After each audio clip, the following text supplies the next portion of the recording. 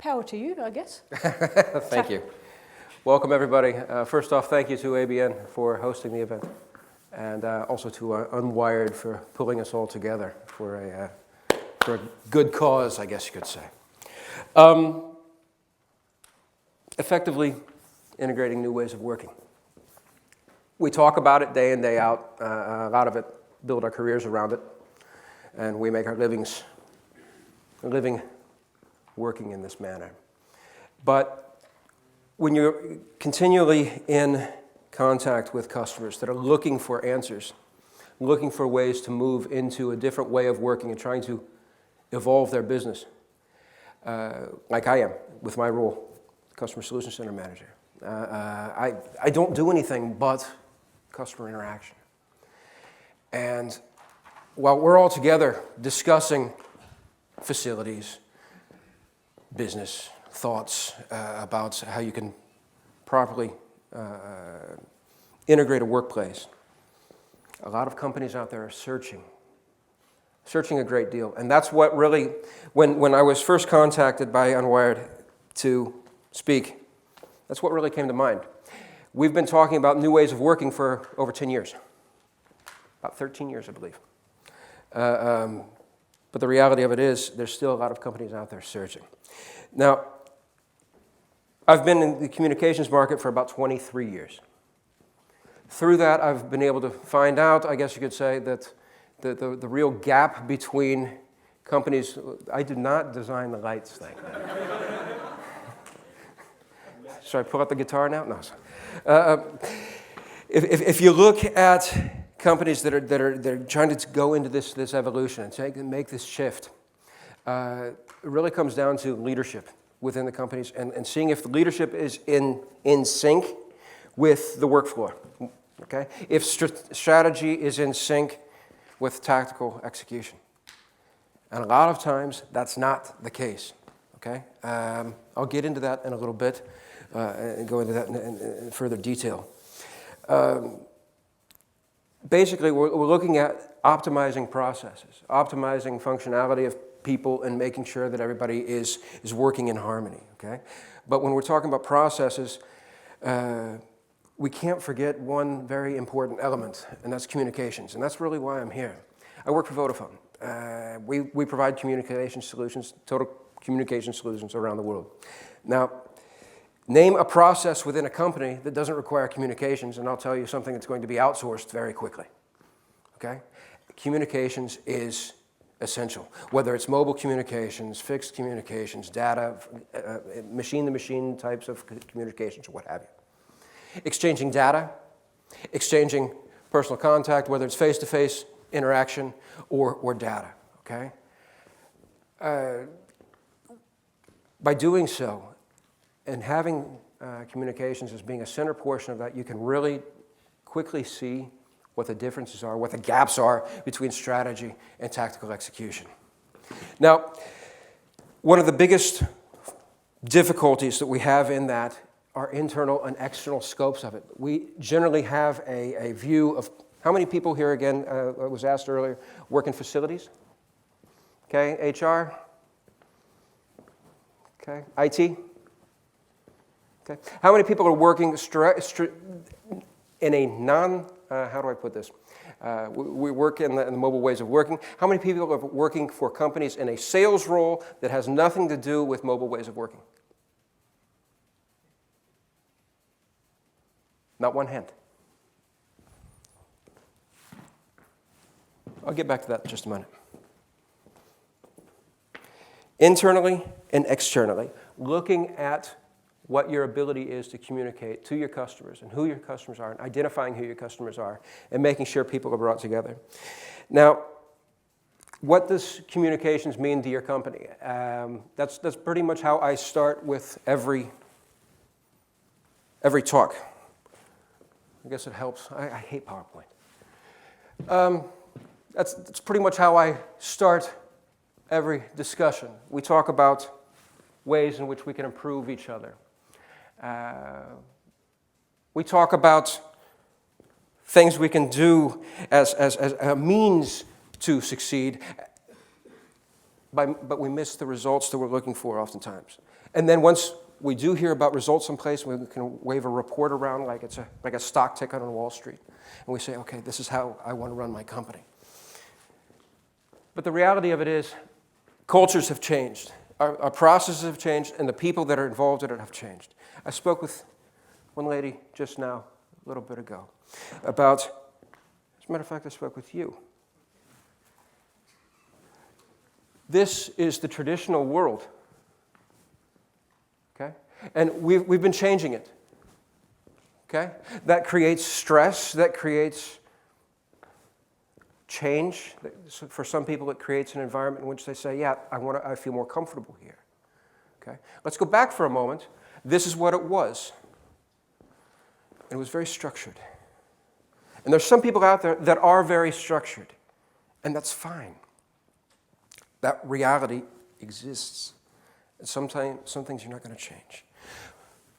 But through technology, we have changed a lot of things. Okay? And that has a drastic effect on our ability to communicate.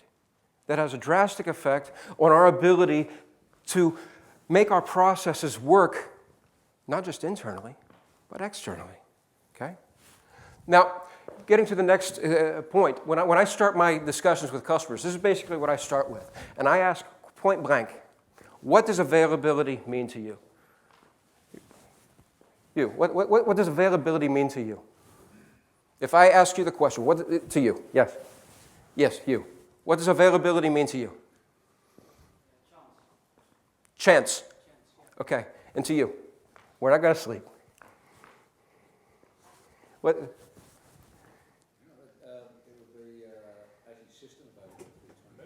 Okay, great. Chance, I assume you mean there something, chance with customers. Am I correct? Availability, a chance for contact with a customer? In more ways. Okay. More ways like flexibility has a multifunctional definition, and I think availability too. Okay. I agree. You've got functional definition of it, and you've got a strategic definition. A functional definition is system availability. It's when I call Pete answers the phone. Okay? It's presence information, knowing where people are. It's knowing whether somebody is working or not just a matter of location. Strategically, it's different. It's my business. It's my right of existence. Am I willing to invite my customer to contact my competitor, or am I available?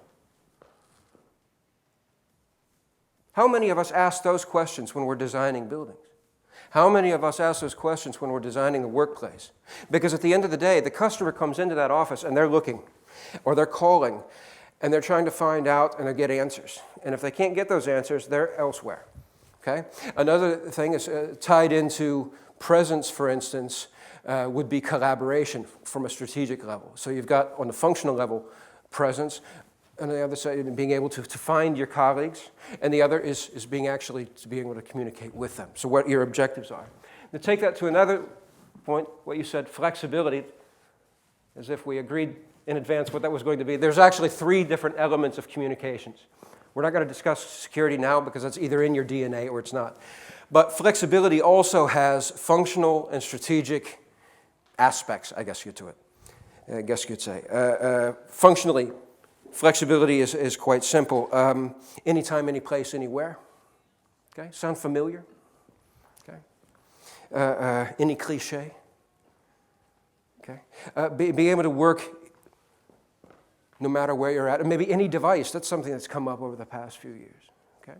But strategically, the dynamics have changed greatly. Strategically, flexibility means your economic ability to be flexible. Okay? Look at how many square meters of office space are vacant. And don't tell me that directors of companies aren't looking for flexible ways of working. Reduction.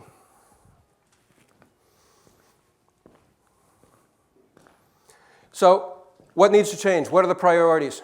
A lot of the times that I have discussions with customers, They're looking primarily at the problems of yesterday, as opposed to that forward-thinking thought. Now, they come in with an appointment and wanting to discuss new ways of working, but they're dealing with the problems of yesterday. That's an oxymoron.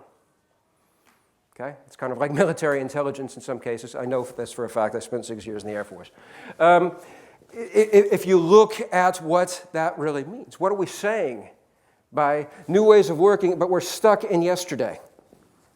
Okay? We can solve the problems you've got from yesterday, but if we're not looking ahead at where you need to be, we can have a new discussion in the next 6 months to discuss the new problems of yesterday. Okay? Taking things a bit further, this isn't anything new to anybody here, I don't believe. Bits, bricks, and behavior. Okay? Everybody knows what that is. Okay? We've got your IT solutions. Okay? We've got facilities. We've got change. We've got culture. Okay? But what are we missing? Are we missing anything? As far as I'm concerned, I see it day in and day out. We are. And as far as I'm concerned, it's like the elephant in the room. And it's glaring here right now because I asked a question 4 minutes ago. Who here is from a sales department working for a company that's not involved with new ways of working? And not one answer. It's business. Because business is affected. We have a tendency to speak, to find like-minded people, to communicate with like-minded people. Facilities likes to talk with facilities. Okay? IT likes to talk with IT. HR with HR. Okay? So I'm selling trainings, I'm selling cultural change, I'm going to the HR manager, and I've got a really good relationship there. But I have no connection with the business of a company. What's the DMU? What's the decision-making unit of a company? And how am I actually infiltrating that to affect their business and make myself essential? I work for Vodafone, a worldwide huge company, okay? A wonderful company to work for, a great employer to have, okay? And I'm proud to work for them, okay? But the reality of it is, how do we make ourselves essential to our customers? And that's not with a price plan. That's not with the newest gadget on the market so I can get my email and WhatsApp or internet or video or whatever. How do I get in that is affect their business. What does the customer of my customer need to do? What is their perception of what communications is? Okay? What is their perception if they walk in through my doors? Walk in through your doors. How can I make sure that you're communicating better so you can help your customers better? That's what my role is. Okay? Now, if you look at the things we've changed over the past 6 years, 7 years? We moved from a head office in Maastricht to Amsterdam. Now, we're in phase 2 of that Amsterdam trip, I guess you could say, because we opened up a new office in January of last year. And several of you were there yesterday. And I welcomed you there, and it was a good time. I haven't seen Martin today. There he is. Now, if you look at some of the things we've got and been able to achieve there, okay, some of it's happy accidents, to be honest with you, because we left. There were 3 primary things that we left for. Talent, we were in Maastricht. So we're trying to get salespeople and marketing people out of the Amsterdam area, okay? Because we didn't have them. We didn't have that talent pool in Maastricht. And while you can motivate some people to come to Maastricht, you can't motivate them all. Another one is to be closer to our customers in what we call here the Randstad. Okay? I also speak Dutch, so I actually can explain what Randstad is. Okay? And a third one was also to lead by example. Okay? Our general management, including our CEO, turned their car keys. And they said, we're going with public transport. 3 main drivers. Now, what's that translated to over the past few years? Square meters savings of 40%. Okay? We went from 42,000 square meters to 25,000 square meters. Facility cost savings of 60%. Okay? We've taken Clean Desk to the extreme. It's a ghost town. Sorry about that. It's a ghost town in there at the end of the day. I mean, everything is gone. We have a paperless office. How many of you have a paperless office? That amazes me. Here we're talking about new ways of working, and I see 4 hands go up about a paperless office. 5. It's going to be an auction. Okay? Paperless. No paper. Toilet paper. Okay. A paperless toilet is not really a good thing. We don't call that evolution. Okay, it's kind of like, why do we have the common areas, and why do we choose the common areas to be restaurants and coffee areas? We look at where people go every day. Okay, well, you could also choose a toilet, but it's probably really not the best place to meet. Fuel savings, 22% across the enterprise business unit. Now we've got about 1,000 people, give or take, in our enterprise business unit. 22% in fuel savings. It's a lot of money. Okay? There's what we call the kwartje van kok in the Netherlands, and 22%, that adds up. Now, paper savings, 10,000 kilos a year. To give you an idea of how much that is, okay? We think about the toner that gets involved with it too, okay? Think about the space involved with 10,000 kilos a year, okay? How do you motivate people and how do you just change it? When they started setting up these new offices and organizing them, and they said, okay, looking at the traditional way of doing, sort of looking at how are we going to cut some costs here? That's a lot of printers. Let's knock it in half. Now, let's put it in a quarter of what we had. You know what? People weren't complaining. We've got follow me printing. We've got these tags on our belts. Okay, and you can just go to the printer and it comes out. We have paper. It's not like it doesn't exist anymore, but we don't have paper cabinets. With paper, you build walls. Okay? So it's been a very, very effective thing. And something that's also happened is a 30% savings in our meeting time. Now, you want to talk about collaboration. I mean, several of you were in our office yesterday. We've got standing meeting areas also. Okay? And those reduced meeting times. That quick? I've only got 5 minutes? Oh, I'm going to cry. No, we're good. Okay. But, so how do you reduce the meeting time and stuff like that? That goes also with video conferencing. If my manager says, hey, I need you to speak in Amsterdam, I'm usually in Eindhoven, I'll ask him which video conferencing room. Okay? It goes a lot faster. Now, we develop propositions. We set them in the market. We've got price plans, but our customers define what the building stones are. And these are important factors. And for every department that's in here, and also with management and looking at sales, you're going to see people picking out different drivers supporting their initiatives. These are important things that we work with, that our customers work with, to better understand what their needs are. Okay? You don't have to take pictures of the slides. If you're interested, I'll send you the presentation. Not a problem. Okay? Now, smart business. With me, it's really easy. When I came in working for Vodafone in December of 2011, to be honest with you, it was a lot of cliche. Okay, it was kind of like the Telegraaf newspaper, a nice headline. It was a really nice marketing pitch. But as far as at the end of the day, it left me not knowing what smart business was. To me, it boils down to what's your strategy. Okay, I ran companies for 14 years before I joined Vodafone. So it starts with your strategy. Okay? Then it goes to management. What lines are you going to put out there to make your strategy happen? Which processes, that's what we call any work, or what I call any work, support those. Then the people that support those and the technology that enables those. Okay? Now, when you're trying to change things, sometimes it feels like you're out on a pier and you're all by yourself and you're alone and nobody's going to help you with it. But that's where it really boils down to communications. What does communications mean to you as a company, as a person? Your leadership. I've had companies come through the door literally where the second man in charge, okay, adjunct directeur of a company in the south of the Netherlands, 380 people working for the company. The guy had to apologize at the beginning of the day for being late. He had to go to work first with his time card to clock in. 380 people in the company. And they want to talk about new ways of working.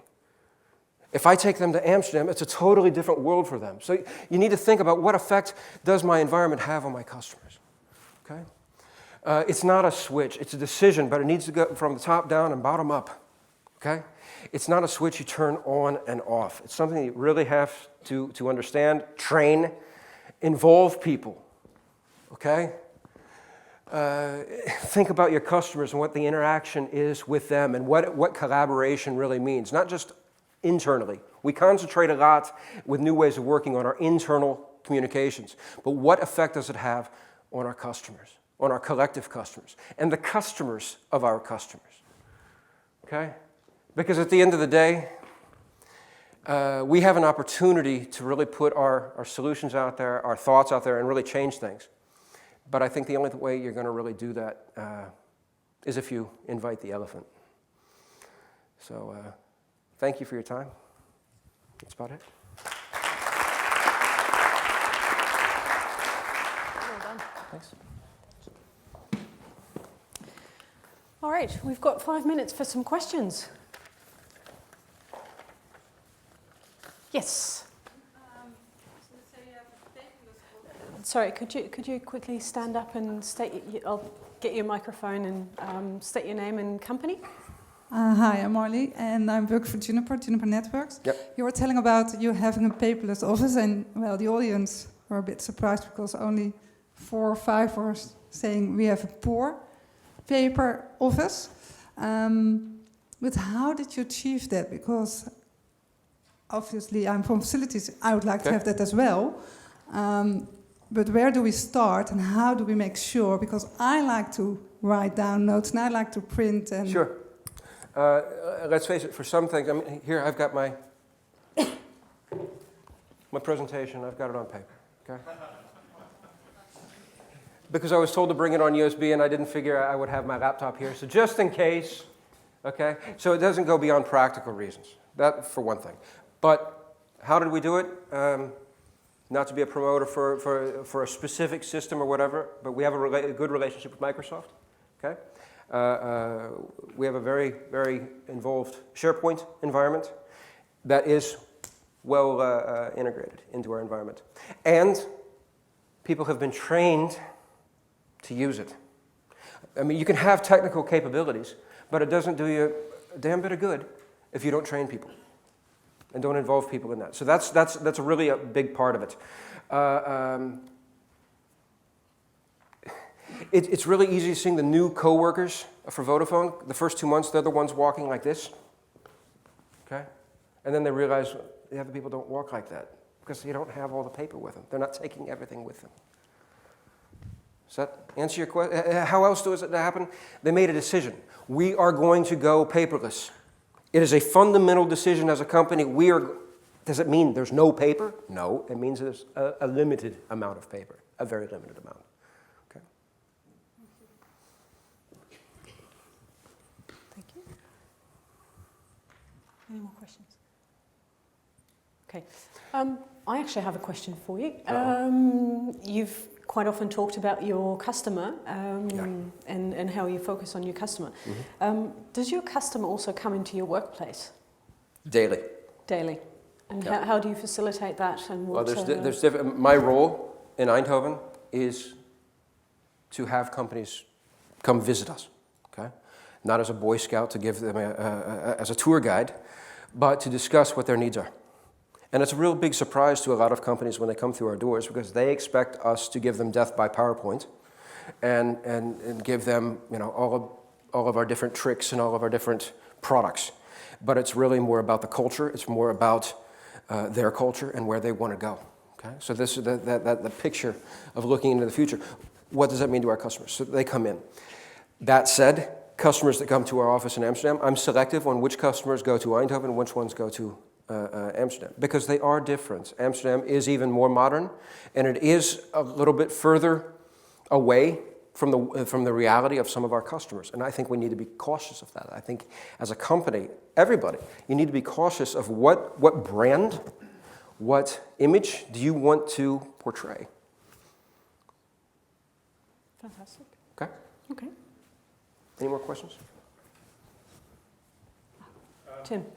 Sorry, could you stand up and just state your name? So it's Tim Altman. I'm just slightly intrigued by that comment then. Are you suggesting that there's almost sort of two tiers of Vodafone customer? Those who can accept the future as Amsterdam represents, but there's almost a sort of lower class or a lower echelon of customers who have to have a sort of a less adventurous, less scary proposition which you would present in Eindhoven? Change is scary. The moment that we deny that, then we're blind to what it really means. There are some companies that, I've gone and visited customer sites where it's corridors, and I get a really claustrophobic feeling when I go through those walls. Okay? I've worked in a mobile workspace now for 17 years. It scares the hell out of me to go back into those areas. But for them, it's scary to them to come to, it depends on how far you go. And if we only have a limited amount of time with our customers, our sessions usually take about 2.5 to 3 hours. Okay? If it takes me 45 minutes to get their feet back on the ground, then yeah, I'm going to choose Eindhoven. But generally people that go to Eindhoven are more technically involved, so they want to see what's really, that's one of the reasons why we have our office in Eindhoven. It's a very technical-oriented environment and where we manage our fixed network. Okay, so they want to see that. You go to Amsterdam, it's more the marketing, it's more branding, even more of new ways of working integrated through everything. Okay, we actually have some fixed phones in Eindhoven, not many. All right, any more questions? Great. Thank you for your time. David, thank you. I'll get you afterwards.